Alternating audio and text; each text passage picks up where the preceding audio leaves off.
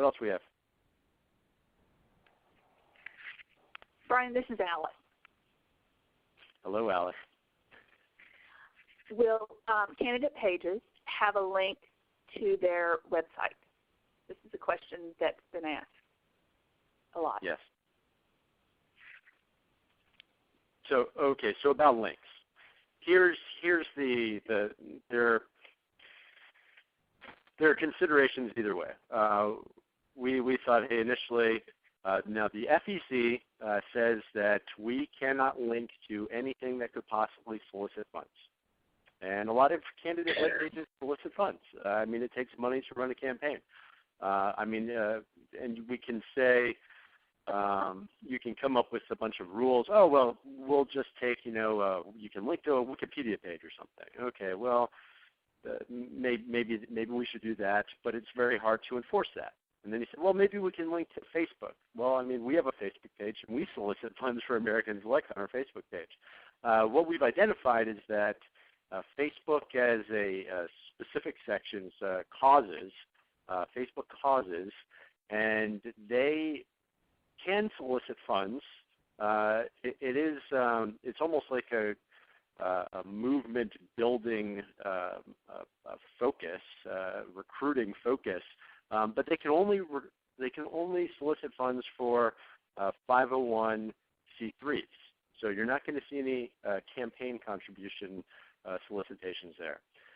So we said, okay, that seems okay, to do a live link for that, but nothing else. Nothing else that we've found should be a live link. It's also, on the other side, it's very difficult, frankly, for us to enforce, us taking the links out. So what we said initially was there would be no links, and then we modified that to, okay, we can link, but only to Facebook causes, because they have their own regulations about this. They monitor it. But it's very difficult when people are creating draft committees. They would put in a link, and we have the website automatically deactivate these links. It'll go up as text. It'll go up as www.thiscandidate.com, but it won't be something that is clickable. And that is one layer of protection that we have against the FEC. If they were to come back and say, oh, see, you're linking out to these sites and you're trying to get money for these candidates. And frankly, our legal team has recommended that we take down all links, inactive or active. And we've been pushing back, saying, well, we think it's important for us to be able to direct people towards, a candidate web page if they want to learn more about it. So we are assuming a little bit of risk here. And what we're at right now is we still can't do the active links, but the idea is that as part of this next update, I will be able to go in with a couple of other people and actually create active hyperlinks. And so right now, I suppose you can put as many links in there as you want. I wouldn't recommend it because if we get to the point where there are links that people are clicking on or copying and pasting into their browser and they do solicit funds, we're really going to have to scale back on the amount of information we can include on these pages.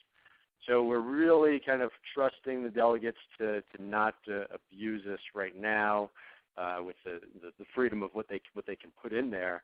But the idea is that in the next update, we should be able to activate the Facebook causes links.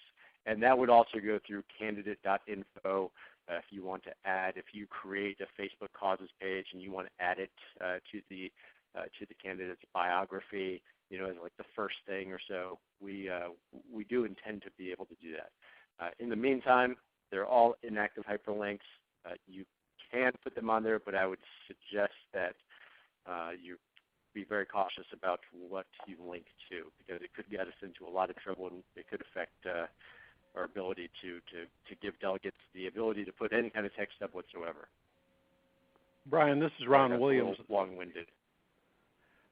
Brian, I'm wondering if I'm a candidate and I have a web page that is linked or even an inactive link that's posted, and on that web page there is no solicitation of funds. But then there's another link from there to my regular website where I do solicit funds. Is that a violation for you? So it's all a matter of scale here. We're assuming, of course, if we had 0 links, we would have about 0 risk, at least in that department. And if we had an active link that went straight to some sort of solicitation site, then that would obviously be a lot of risk. And so what we've looked at is, hey, well, we're going to assume some risk here. What is a reasonable amount? We can't go through and we can't check all of these links. There's just too many. There's too many candidates, and we don't have any mechanism to inform us when a link is put in or updated, or when that page that we originally, maybe we checked it out, and they changed the page after we checked it out, so that now it is soliciting funds. So it just gets into a big problem. What I would recommend, and I've shared this with other elements of our field team, and Drew and Alice, is I would recommend that if you set up a draft movement, don't use your personal email address. Use a specific one for the candidate or for your draft movement, and just set up an auto reply. And that, again, we could say, well, the FECs, their argument would say, well, we clicked on this, email, and it emailed us back with a link, and then I clicked on the link, and we're like, okay, that's like a few levels, removed from Americans' Life at that point. I think we have a pretty good argument. But that would be one of the ways where you could easily put a link in, with just one of those draft committee email addresses. And if anybody desires to learn more about your candidate or your draft movement, they click on the link, they get that automatic reply, hey, come here to, thiscandidate.com. And if you want to solicit funds from there, you can do it, because I think it's far enough removed from Americans' Life so that we don't assume too much risk. This is Lee Mortimer calling. Mike, would I be allowed to post a link to a news source about my candidate? Specifically, my candidate is Senator Byron Dorgan, and he had a very interesting interview with Bill Moyers several weeks ago. Could I put the link to that interview on his page? You could. In fact, as long as if there is, we leave a lot of it to the candidate and the draft committees to determine, hey, what is the most important information that they can put on the site. And so as long as it's within the 1,500 word limit, you could have a little biography and then a transcript of, the interview or something if you wanted to do that. But if you wanted to have a link to the interview also, that's certainly reasonable. Okay, thanks.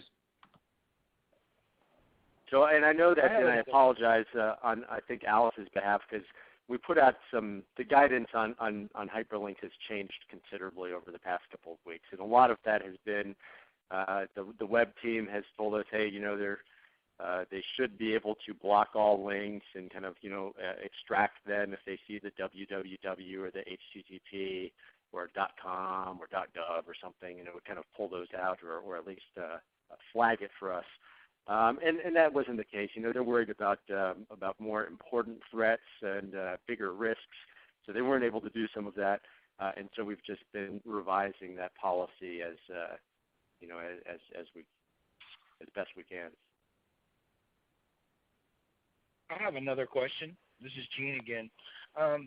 With a candidate, whether he's declared or undeclared, there's a link that we found you guys put on the website that the candidate can put a button on his website that says, hey, go to America's Elect and vote for me.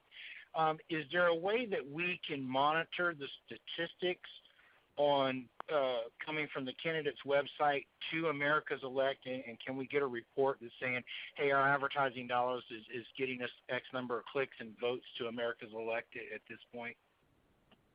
I don't know, but I will look into that. That's a good question. I'll look into it and get back to Jenna and Alice. Okay, great.